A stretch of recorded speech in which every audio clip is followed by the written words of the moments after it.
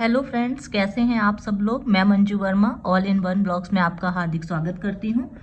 Friends, जैसा कि आज मेरा एक टॉपिक है मीटर गुनिया, और मीटर गुनिया के बारे में हम विस्तृत रूप से चर्चा करेंगे कि गुनिया क्या होती है, मीटर गुनिया किसे कहते हैं। ठीक है, खंड की यानी कि इसमें कई खंड होते हैं। देखिए, आप ध्यान से देखिएगा, इसमें कई छोटे छोटे खंड हैं। इन खंडों की लंबाई क्या होती है, इसका प्रयोग कैसे करते हैं और कहाँ करते हैं। ठीक है, ये किसके लिए ज़्यादा जरूरी होती है और कहाँ पे इसका यूज सबसे ज़्यादा जरूरी होता है। तो आइए हम इसके बारे में विस्तृत चर्चा करते हैं। फ्रेंड्स, ध्यान दीजिएगा, ये क्या है, मीटर गुनिया है। ठीक है, तो आप ये सोच रहे होंगे ये तो एक स्केल है छोटी सी, तो ये इसी टाइप की होती है, आप सभी लोग के पास होगी, और नहीं होगी तो इसको खरीद लीजिएगा, क्योंकि बहुत ही इंपॉर्टेंट इसको यंत्र बोला जाता है और प्रत्येक लेखपाल के पास होना भी कंपलसरी होता है। तो ये देखिए, इसमें लिखा हुआ है 1/4000। जहाँ पे भी ये लिखा होगा तो आप समझ जाइएगा, इसकी पहचान ऐसे ही हो जाएगी कि ये क्या है, मीटर गुनिया है। ये क्या है, एक मीटर गुनिया है। इसमें देखिए छोटे छोटे खंड हैं, यहाँ पे क्या है, एक छोटे छोटे खंड हैं। ठीक है, ध्यान दीजिएगा, ये क्या होती है, देखिए ये गुनिया है। ठीक है, और ये क्या है, स्केल है। देखिएगा, ये क्या है, आपने बचपन में यूज किया होगा और अभी भी यूज करते होंगे। ये एक स्केल होती है और ये होती है मीटर गुनिया। ठीक है, आइए हम पहले ये जान लेते हैं कि इस गुनिया का यूज कहाँ किया जाता है। गुनिया का यूज आपने देखा होगा कि लेखपालों के पास क्या होता है, हमारे लेखपाल भाई बहनों के पास में क्षेत्र होते हैं और उन क्षेत्रों का नक्शा होता है। यानी कि लैंड जो होती है वो बहुत बड़ी होती है, और उसका हम क्या है कि उसका बड़ा मेजरमेंट तो हम अपने पास हमेशा रख नहीं सकते हैं। तो एक छोटा मेजरमेंट उसी का, ठीक है, हमारे पास में होता है, और उसी को हम क्या करते हैं, अगर हमें नाप के बताना होता है या देखना होता है, चेक करना होता है कि किसी भी क्षेत्र का यानी कि किसी भी भूखंड का क्षेत्रफल कितना है, तो हम क्या करेंगे, हमारे पास जो नक्शा होगा उसमें से हम क्या करेंगे, इसी मीटर गुनिया की सहायता से हम मेजरमेंट कर लेंगे और उसका क्षेत्रफल निकाल लेंगे। यानी कि हम क्या करेंगे, इसी से हम नापेंगे और हम उसका क्षेत्रफल निकाल सकते हैं कि कितने वर्ग मीटर का है, ठीक है, कितने हेक्टेयर का है। तो हमें ये पता चल जाएगा इसी की सहायता से। ठीक है, फिर मीन्स ये देखते हैं कि जो गुनिया होती है, वो गुनिया आपने सुना भी होगा, पढ़ा भी होगा कि जो गुनिया के प्रकार होते हैं वो मेन 3 टाइप की गुनिया आपने पढ़ी होगी और शायद जानते भी होंगे।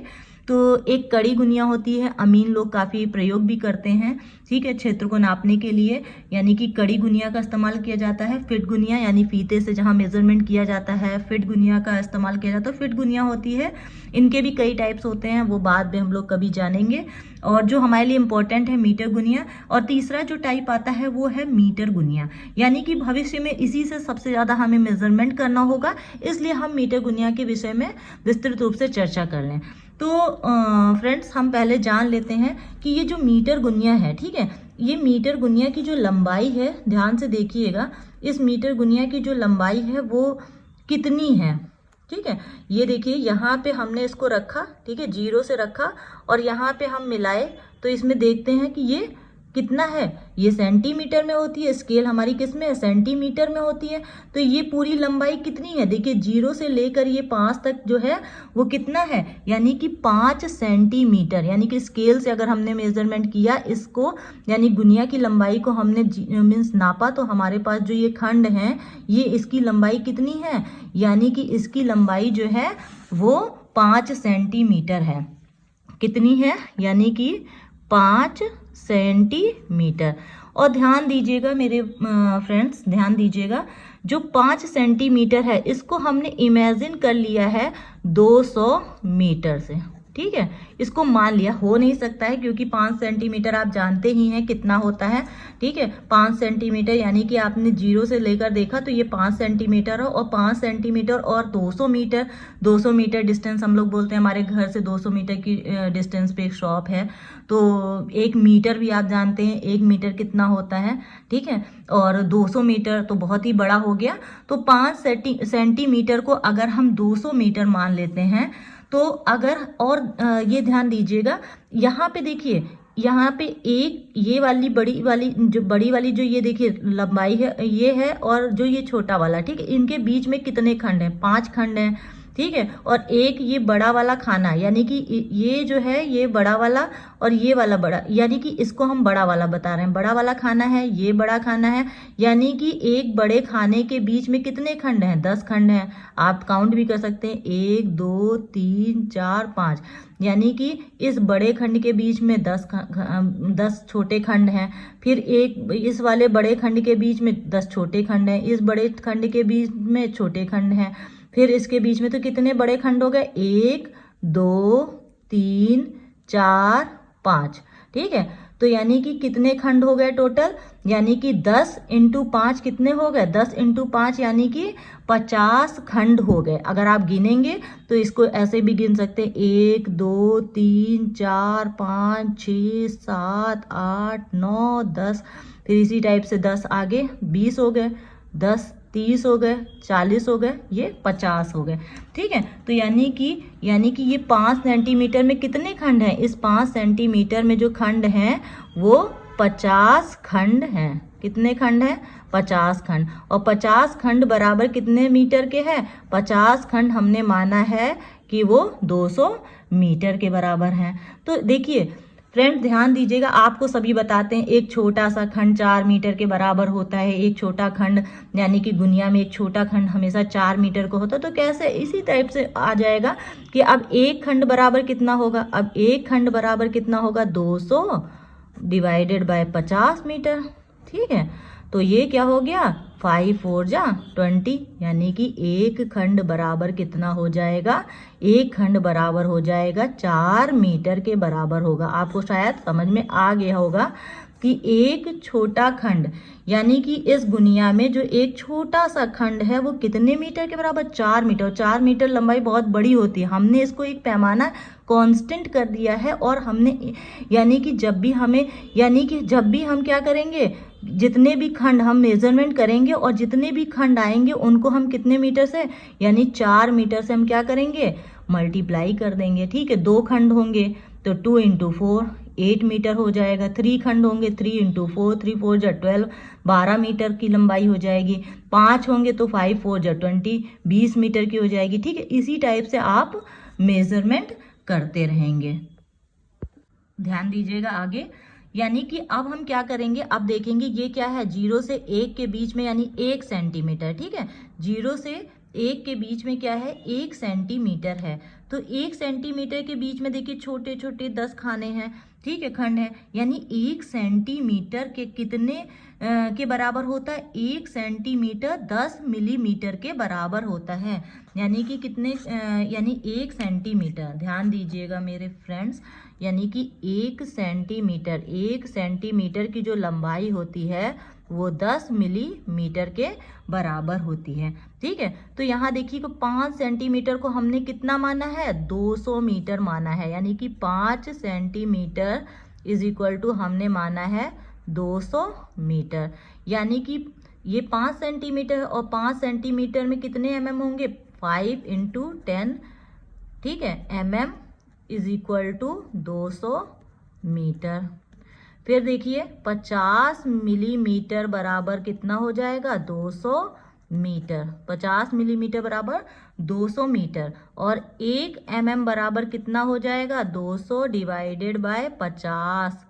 ठीक है। तो यानी कि 1 mm की लंबाई कितनी होगी? 4 मीटर की होगी। 1 mm की लंबाई कितनी होगी? अगर हम स्केल में 1 mm को देखते हैं, ठीक है, ध्यान दीजिएगा, अगर हम स्केल में 1 mm को देखते हैं तो वो कितना होगा? वो कितना होगा? 4 मीटर के बराबर होगा। एक खंड की लंबाई 4 मीटर के बराबर होगी और 1 mm की लंबाई जो होगी वो 4 मीटर के बराबर होगी। यानी कि एक खंड बराबर कितना होगा? 1 mm। एक खंड बराबर होगा कितना होगा? एक खंड बराबर 1 mm।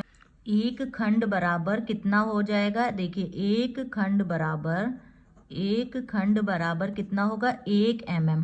यानी कि अगर आप देखेंगे कि इसका जो एक खंड होता है वो कितने के बराबर होता है? एक खंड बराबर होता है 4 मीटर के और 1 मिलीमीटर बराबर 4 मीटर होता है। तो एक खंड की लंबाई कितनी हो जाएगी? देखिए एक खंड की लंबाई 1 मिलीमीटर हो जाएगी। ठीक है मेरे फ्रेंड्स, ध्यान दीजिएगा आगे।